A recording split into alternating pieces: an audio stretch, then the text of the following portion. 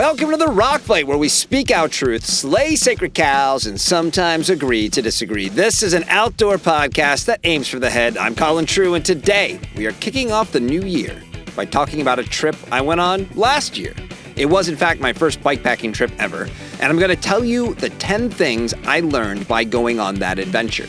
But first, what better way to start 2024 than by subscribing to your favorite podcast? And which podcast is that, you ask? Well, it's this one, of course. Please open up your phone or app and click follow wherever you are listening. Hit that 5-star review as well. It's the best way to help out the Rock Fight, and to all of our subscribers, new and old, we say thank you.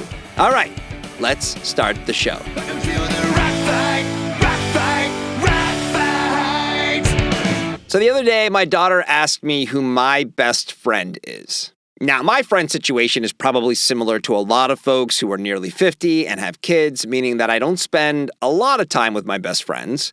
It's probably also different from many of my peers in that my wife and I have spent the past 15 or so years moving around the country and trying out different places. So my best friends are scattered throughout the U.S.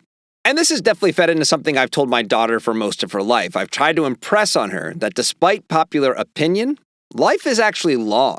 And that the people she's gotten to know in her first 18 years may not be the same folks she chooses to hang out with, over the next 18 years and beyond. Bouncing around so much has taught me that the good relationships, the ones you work to maintain despite the day-to-day bullshit we all deal with, are forged in common interest. It's not hard to find folks to fill your cup for immediate social interaction, but the people you invest in and are invested in you are harder to come by. And you need those anchor points to sustain a friendship like that for a lifetime.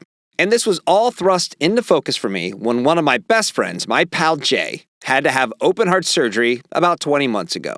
Oh, and don't worry, Jay's fine. Just some genetic heart stuff that required a quadruple bypass that was definitely scary for him, his family, and all of us that love him.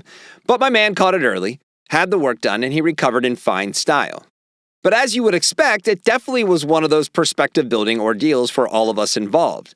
Jay and I met through work and have maintained a friendship for nearly 20 years, even though we only worked together for about 18 months. One of the stops that my family made as we traipsed around the U.S. meant that we even lived together in the same town for about a year.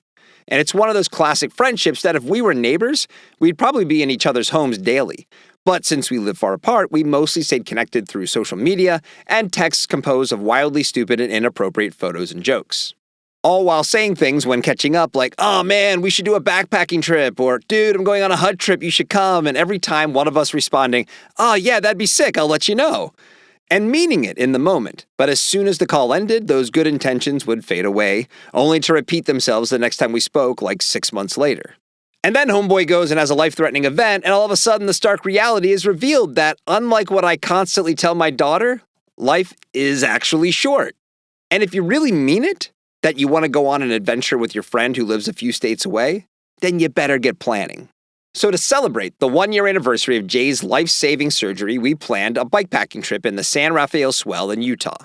That trip would end up being my defining solo outdoor excursion for 2023 as Jay and I, along with a few other buddies, convened in Red Rock Country for a 2-night trip.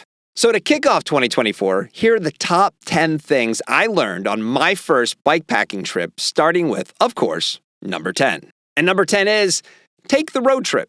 So we settled on the San Rafael Swell because the route looked fun, thanks to bikepacking.com and their post about a swell night out, and it was kind of in the middle, geographically speaking, of everyone who was coming. It being about a 12-hour drive from Southern California, I thought of flying to Denver and catching a ride with the Front Range portion of our party, but ended up opting to make the drive instead, so I didn't have to deal with flying with my bike, and it was absolutely the right call.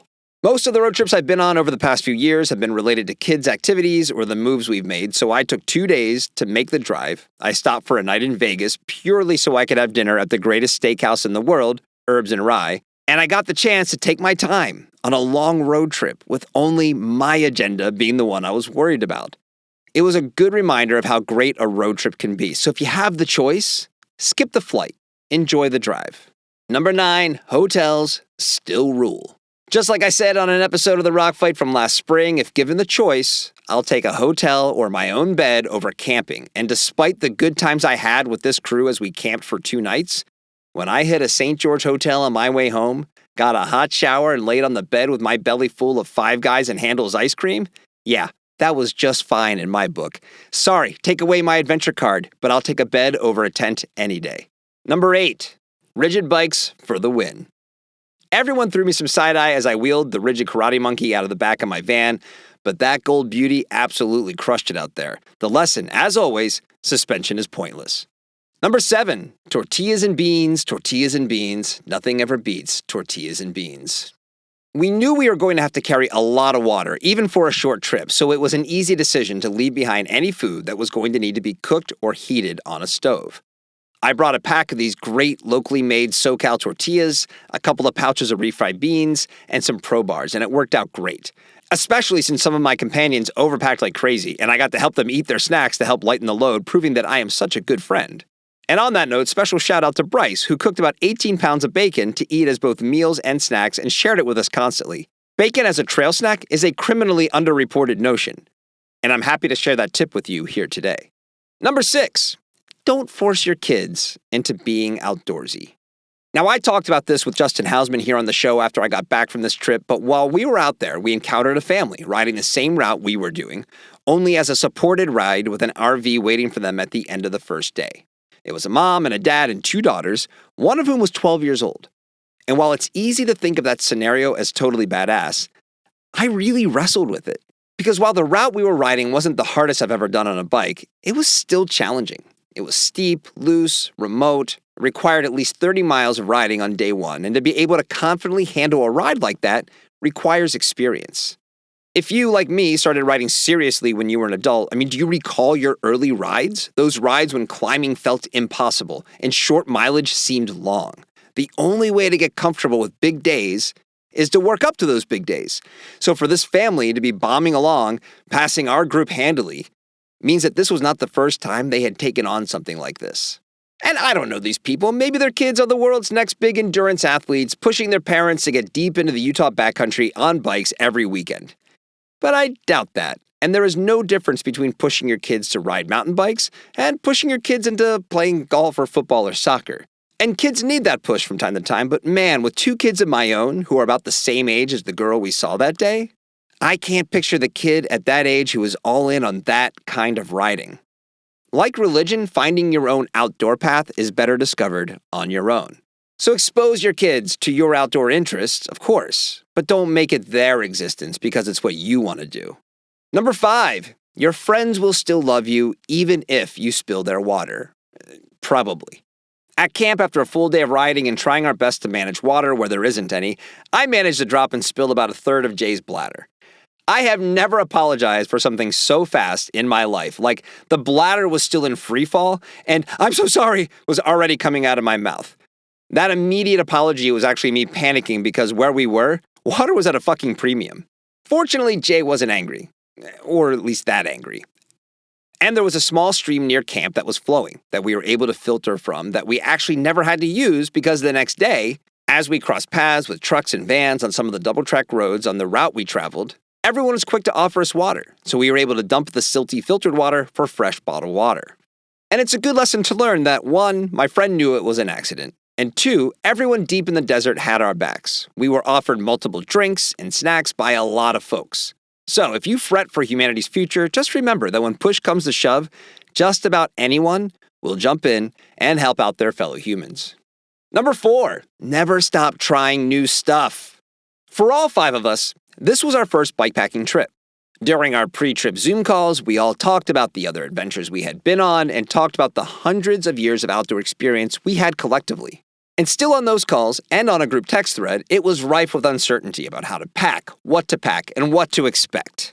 We each carried way too much shit and spent most of the trip and subsequent texts after the trip talking about what we would do differently next time, just like we had all done after every other outdoor first in our respective lives. And I honestly believe that this is the absolute peak of what an outdoorsy lifestyle can offer you. Here you had a bunch of veteran folks, all of whom had spent time working in the outdoor industry and making the outdoors a part of their lifestyles. And yet there we were, learning in real time that we didn't need that third first aid kit after 50 miles of desert riding on bikes that no one really accounted for how hard it would be to ride with all that extra weight. Putting ourselves in a situation like that is the good stuff. It's the stuff that forces us to grow. which leads right into number 3, which is make time for your friends. The trip was in April and it's now January. There's been earnest chatter about getting another trip on the books for 2024, but it's obvious it's going to be hard to do. The 5 of us are in varying stages of being middle-aged, with one dodging marriage to the best of his ability, as of this recording anyway, to others having kids in the 6 to 14 years old range, to others who will be sending their oldest kid to college this fall. Yeah, that would be me, by the way. And the frustrating thing I guess we all learn in real time as we age is that this is the time in our lives when we finally really know what we want out of our lives, have the physical abilities to do it, and yet have very little time to ourselves. I mean, if I could go back in time and catch 20-year-old Colin complaining about not having enough time to do something, I'd punch him in the mouth. He had no idea. Knowing all of this, it's only now as I'm speaking these words that I'm realizing how special and unlikely this particular trip probably was. The next time this exact group of people get together to do something like we did will probably be when we're all much older. But keeping in touch with a friend from a distance over the years is what led to this trip happening at all. So, pick up the phone and call your friends every so often. Number 2, bike bags are better than backpacks. Guys, I feel like I found a biking cheat code. I never liked biking with a backpack, so when hip packs became a thing a few years back, I was stoked. But acquiring several different bike bags for this trip and putting all items and weight on the bike itself and not on my back or hips has been the greatest thing ever. If I ever wear a backpack while mountain biking again, it will be too soon. It's just a better way. And lastly, number 1, life is long, but life is also short. Turns out that both versions of the advice I'd given my daughter is correct.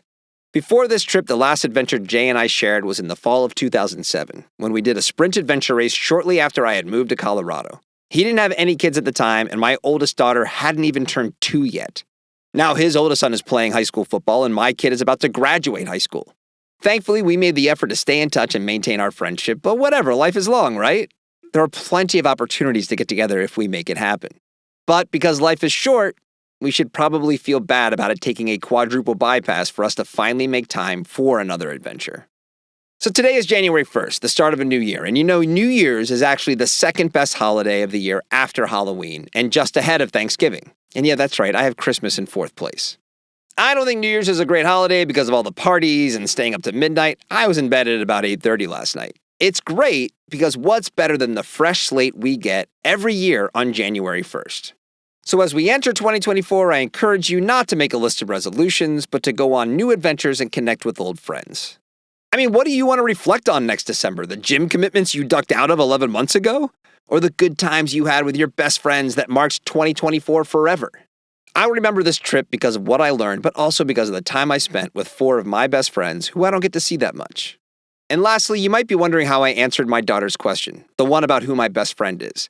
Well, I answered it like a dad. I took about 15 minutes. I ran through each of my best friends, where they lived, how we met, why I valued their friendship, at which point she sighed and walked out of the room.